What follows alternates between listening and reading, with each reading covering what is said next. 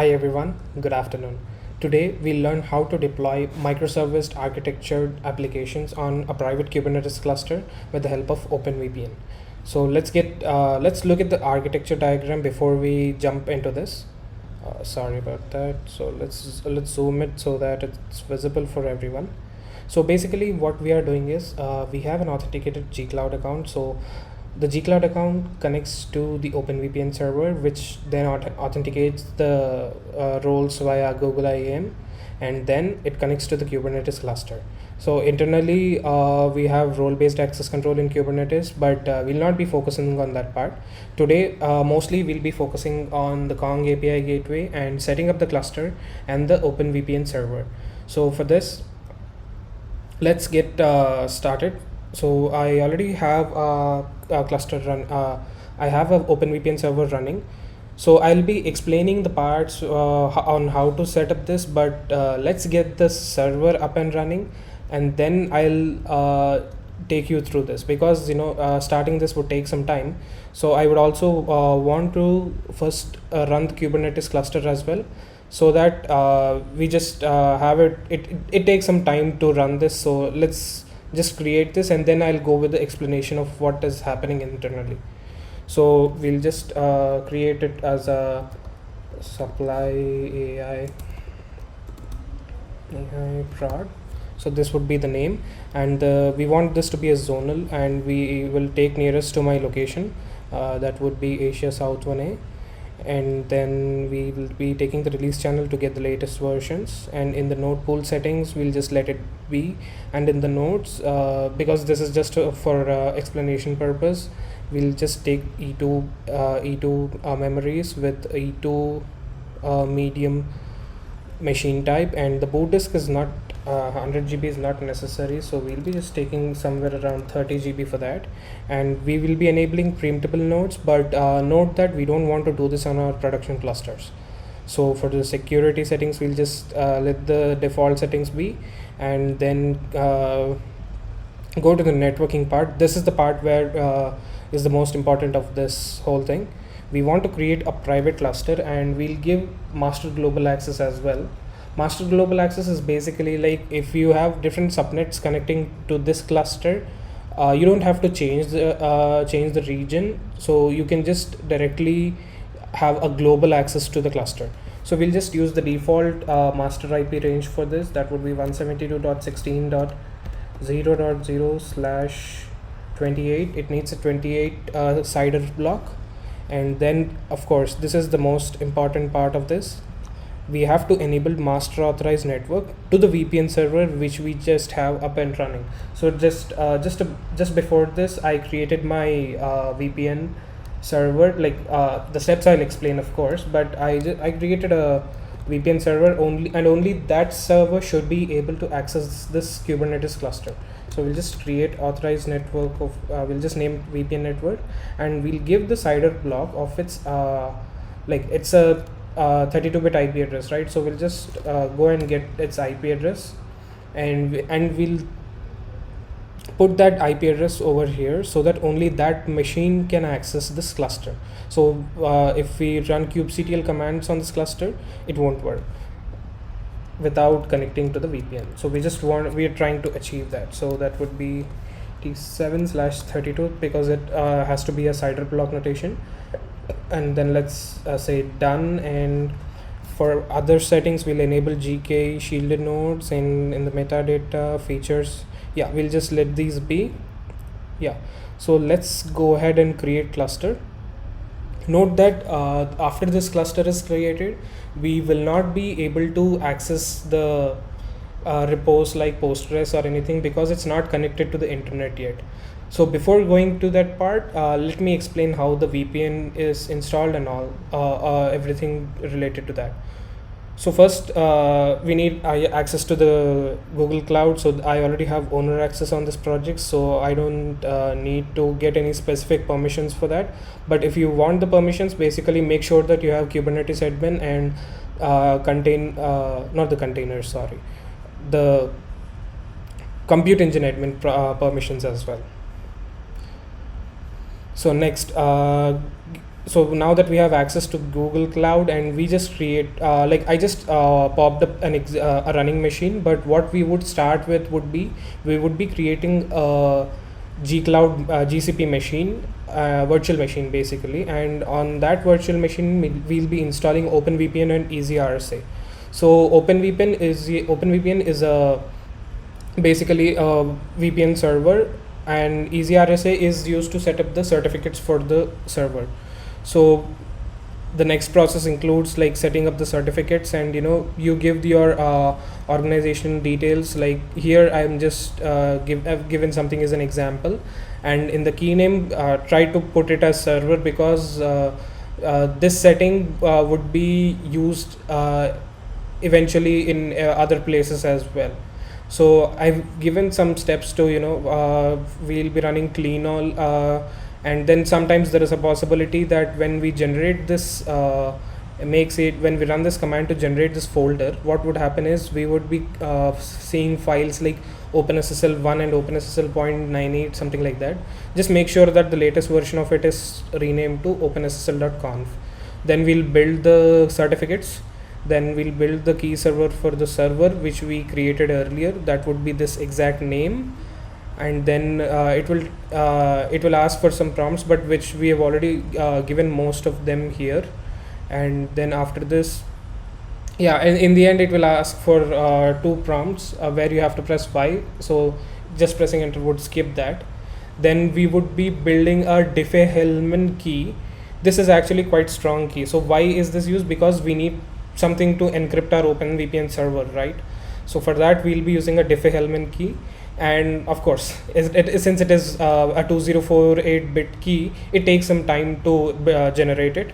And then once we are done with that, we'll generate a secret ta.key, and after this is done, we now like we have created a secret from OpenVPN. We are using a Diffie-Hellman key. Like we're not using it yet, sorry. So we have created it, but we are not using it yet. We'll get to that part. But now we are ready to create a client certificate. A client certificate is where basically the users in your system would be accessing it through. So basically, let us say my organization is Supply AI. In this case, the users would be something like the email addresses. So what I would be taking is the unique part of it. That would be only till the @ and we'll use these usernames as a clients. And of course it will already ask like most of the information we've already given. At the end we just need to at the end there will be 2 prompts where you just need to press Y and hit enter. And once the OpenVPN once this is done, we would be setting the OpenVPN server. So here we already have some default configuration for OpenVPN. Those we'll be copying, and then we'll be we have to do some changes in this. And once the changes are done, of course now the OpenVPN server is ready. But the main part is that you have to make sure that your Ubuntu server also allows the OpenVPN to port forward. And like it's like, see, you have traffic coming to your OpenVPN server, and that has to be forwarded to your to the internet, as well as to your default VPC gateway. So here what we are doing is we are forwarding the IPv4 address, and also we are updating the Ubuntu firewall rules, UFW. So we are updating the rules, and we are doing a masquerade here, so that that would be acting like a pass-through. And of course we are updating the UFW policy, that whenever there is a forward, we are just accepting it. And then we are just allowing UFW to allow 443 on TCP port. Note that we configured OpenVPN on 443 and TCP rather than 1194 port and UDP. So OpenVPN usually runs on 1194 and UDP, but we configured OpenVPN on 443 and TCP. And of course we need to allow OpenSSH, and then we'll be restarting the UFW, so that all the settings we have done till now are applied. Next we start the OpenVPN server and enable it, so that when even if you restart your VPN machine, not VPN machines, or yeah, basically the machine which your VPN is running on. Even if you restart that, we'll just be able to. It will automatically start during system startup. So that for that we'll be doing this, enabling it, so it starts automatically on boot. And then yeah, now the part is where we set up our clients. So we've already we would usually, this is a multi-step process, so we wouldn't do this manually on our server. A better way to do this would be to have an Ansible playbook and do this, but for the sake of explanation, I've done this directly on this server itself, so that I can explain all the things that are happening inside. So like yeah, we can just go through this, and then after this is done, we will be a file with an extension .ovpn will be generated. That can be seen here. So sorry, so I have already generated this file ovpn, which is with respect to the server which we just created. And yeah, now we can see that our Kubernetes cluster is also ready. We just have to make sure that we also enable a NAT gateway on this. So basically, let's go to network services and go to a cloud NAT and create a NAT gateway for this. So this NAT gateway is like the cluster has to connect to internet, because we need to pull images. Like let us say if we want to pull an image of Postgres, so that has to be coming from the internet. So that is the reason we are creating a NAT gateway, for the cluster to be able to communicate with the internet. So notice that this is different, because here the cluster is making the calls, like it is happening from inside the cluster. There is no communication coming from outside to inside, it is from inside to outside. So let's give it a name, a NAT, and we'll just this has to be default, because we created everything till now, everything on default. So even our Kubernetes cluster is also running on the same network. We have to make sure it is in the same network, and the closest one is Asia South one, and we'll create a new router. We'll just give it a name, router, and just let's create this. And once we are done with this, you can have this automatic, but just for the sake of this project, we'll have it manual. Basically automatic is the one recommended. It rotates various IPs from which the cluster is communicating to the outside world. But yeah, we'll use manual in this case, and we'll assign a static IP to it. So we'll just say supply AI cluster communication IP.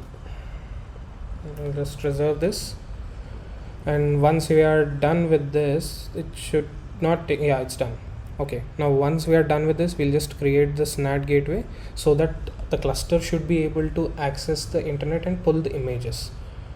So let's see, yeah, the cluster is ready, and we have a total of 6 CPUs with a 12 GB memory, and we'll just connect to the cluster.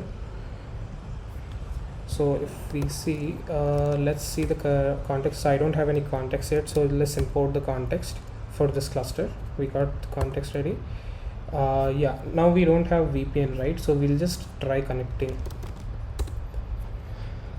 This will take a long time, but you know, in the end it will say that it has timed out and it's not able to connect. So let's cancel this out, and we'll just connect to our VPN server since it is up and running. Open the app, and yeah, connected. We are connected, and yeah, now we'll run the same command, and we should be getting all, yeah, we are getting the Kubernetes cluster ready. Now what we'll do is we'll deploy Kong on this.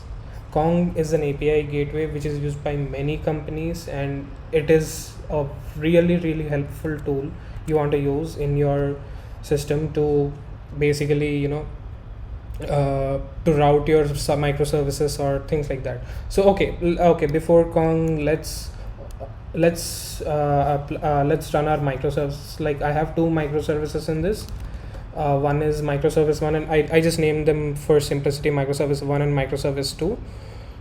So let's deploy these. Like they have their manifest, Kubernetes manifest. So I'll just apply them. Apply kube microservice 1, and we'll be applying the microservice 2 as well. So these are being deployed with node port, so they won't be having any, like they are not exposed outside to they are not exposed outside, they are running internally inside the cluster.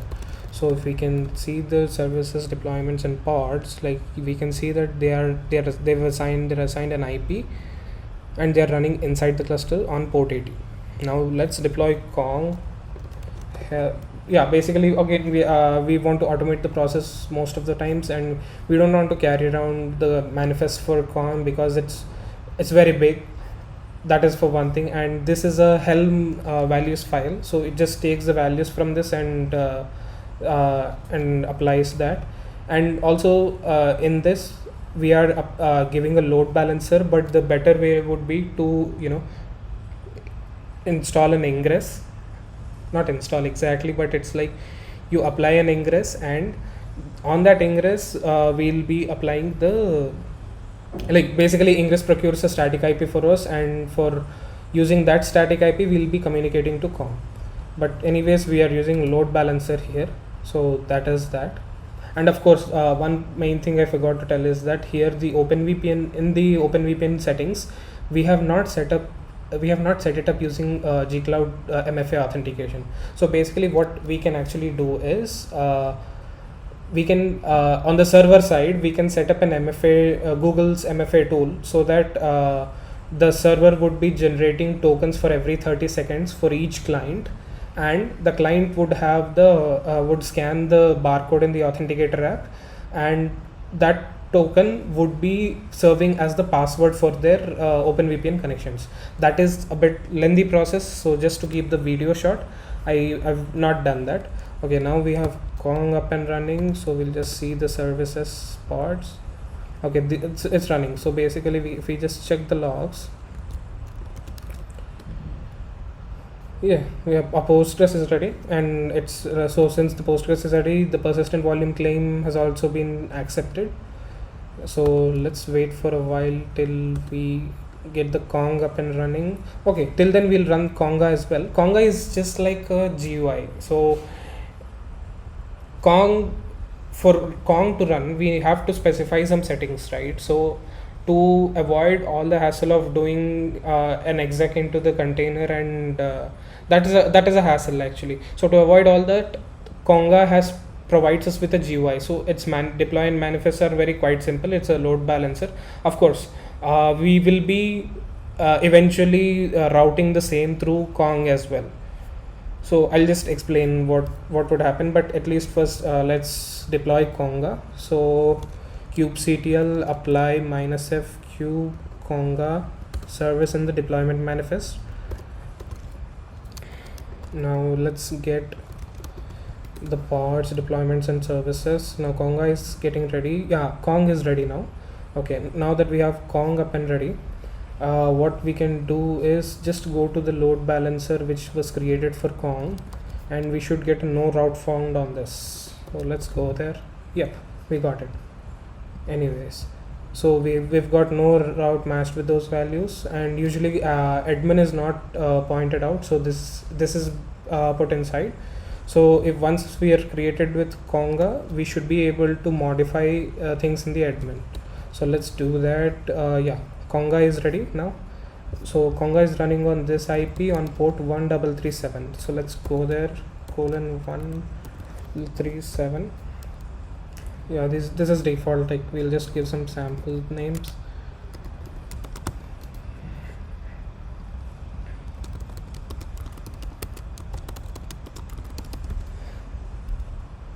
Alright, it should ask for a login. No, will not say to use this. No.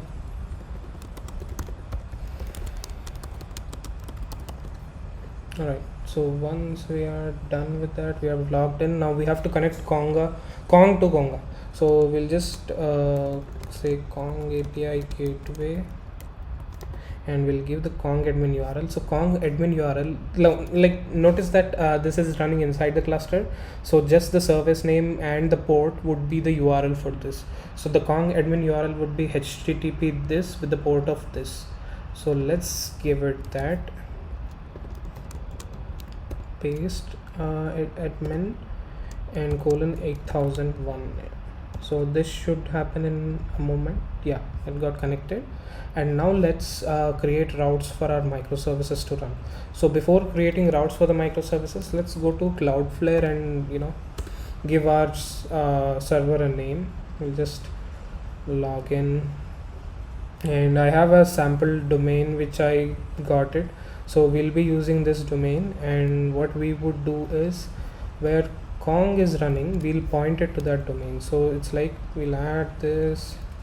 For this IP address, we'll say we are running microservice 1, right? So microservice 1 sorry. So this is auto, and we'll not do for microservice 2 because I would like to show the error also we would get if we do not point this on our this thing. And eventually we plan to add for Conga as well, so we'll add this one as well. So if we go to microservice1.apms.tech, it should actually take us through directly to the microservice which we have running in here. So let's do that, and let's configure Kong for the same. So in the service, let's add a new service. Name would be microservice1, and then the URL would be http. Let's get the URL. It's supply AI microservice1, right? So and it's running on port 80, so we don't have to give it that, and we'll just submit service. And for the we'll add another service, microservice2, and this would have similar, but yeah, this would point to microservice2. And let's save this as well, and let's add routes for the same. Now okay, we can create only from services page. So in the routes, add a route, and this would be the home page for microservice1. So host would be microservice1 dot like the one which we just created here, microservice1.apms.tech. that should be pointing to this. So apms.tech, and yeah, that's all. And yeah, we would want to preserve the host. So preserving the host would mean that if we are calling, since we are calling from this microservice, let us say if it has any internal URLs, like let us say admin or anything like that, clicking on that would change the URL to http supply AI microservice and then do that. So we don't want that. We want to preserve the host. That is, we want to make sure that it would be microservice1.apms.tech /admin and something like that. We want to make sure that this host name is retained. So for that, we'll be doing this, and we'll create a route for the microservice2 as well, same route, but this time we haven't created the same for Cloudflare. So we'll just say it home2, and host would be microservice2.apms.tech, and let's preserve host and submit. And let's go check our URLs which we just created. This, I'm guessing, should not work, like not this. This should not work. Yep. But the microservice 1 should work, and it should automatically take us to HTTPS as well. Wow, it's working. Now let's do another thing, and let's enable for microservice 2 as well. So we'll just say we'll just use the same IP address again, and we'll add a record, microservice 2, save, and we have microservice 2. Just hard refresh this page, and yes, we are up and running. So we have both the microservices 1 and 2 ready. And now, like, we don't want a load balancer for Conga as well, right? We want to remove this. So we'll create a route for Conga as well. So let's go create a new service again. Oh, one more thing. I want an authentication for microservice too. Like before we go to Konga, I want to explain this part as well. Kong has something called plugins, which was something like when I saw this for the first time, I was totally amazed. Like you could just apply authentication to one of your microservices based on just clicking yes or no. It's as simple as that. So let's create a consumer. A consumer is basically a system, a user who is in the Kong system. So what usually happens is, let us say if you have a auth microservice that usually connects with Kong, and make sure that whenever you create a new user in your system, that user would be created as a consumer as well in Kong. So let's name it with my name and submit the consumer, and we'll add some credentials to the consumer, and we'll say ABCDEFG or ABCDEF. So that would be the basic credentials which this consumer has. We can have any kind of credentials here for associated to this consumer. So let's add for microservice 2, we'll add basic authentication. So this is the basic authentication plugin, and we want to hide credentials while propagation. That is, whenever say the user logs in with username and password, we want to make sure that those are not propagated as headers to the next level. So we'll just add. So this has the basic auth. Now if we go to microservice 2 page, it should ask us for username and password. That is something really amazing. We instead of writing all the code for handling the scenarios and all that, Kong just does that for us. And not just basic authentication, but it can do many others as well. Like, see, this is just one of it. We can even do key authentication, OAuth 2, anything. Anyways, skipping to that part, we'll just give our username here and password ABCDEF, sign in, and voila, we got it.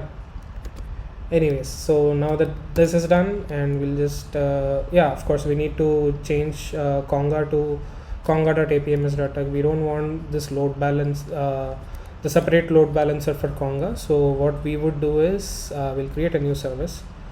This would be Konga, and URL would be http konga.apms.tech. Submit, and let's create a route for this. Add a route and path handling. Path would be, this would be Konga home. Host would be konga.apms.tech. So it's like you're just staying on /path, but just the host changes. But the path doesn't change. So we'll just submit the route, and this is running on 35. This is the Konga's address, I believe, right? Yeah, exactly. So we'll delete. We'll just check once if that is running or not. Konga.apms.tech. Okay, this doesn't seem to be working. Let's check why. So what did it give it in the routes? We did give the host. It should work. Did I give anything wrong?